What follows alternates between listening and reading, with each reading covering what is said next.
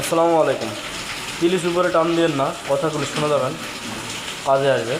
একটা হাদিস বলি, আল মুসলিম ও আকুল মুসলিম, মুসলমান মুসলমানের ভাই। হিন্দু কখনো আপনার ভাই হতে পারে না, ইহুদি আপনার কখনো ভাই হতে পারে না, খ্রিস্টান, ইসরায়েল, যে কোনো ইহুদি দেশ আপনার কখনো ভাই হতে পারে না।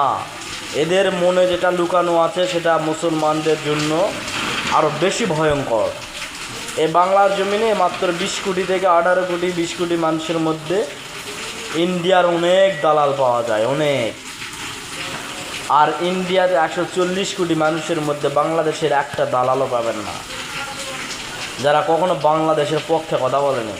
আর বাংলাদেশে 18 থেকে 20 কোটি মানুষের মধ্যে আজও হাজার হাজার মানুষ আছে যারা হলো ইন্ডিয়ার পক্ষে কথা বলে। আমাদেরকে এতদিন শেখানো হয়েছে যে হিন্দু মুসলিম ভাই ভাই, এটা শিখাইছে যারাই, তারা হলো মুসলমানকে ধ্বংস করতে চায়। এটা মুসলমান কখনো বুঝতে পারেনি, বুঝতেও চায়নি। তাই ভাই, ইহুদি হিন্দু ধর্মের পক্ষে না নিয়ে মুসলমানের পক্ষে নেন। ওই আর একটা হাদিস আছে না, যে যার সাথে যার মহব্বত তার সাথেই তার কিয়ামত। হাসরের ময়দানে আপনি ইহুদির পক্ষে নিলে আপনি ইহুদির সাথেই হাসর নাসর হবে।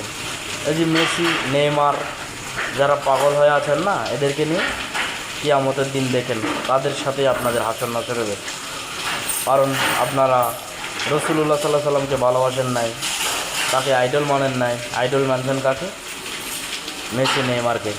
তো ভাই, ইহুদিদের কাছ থেকে দূরে সরে আসে, মুসলমানের পক্ষে কথা বলি, মুসলমানকে ভালোবাসে। ওকে, ধন্যবাদ।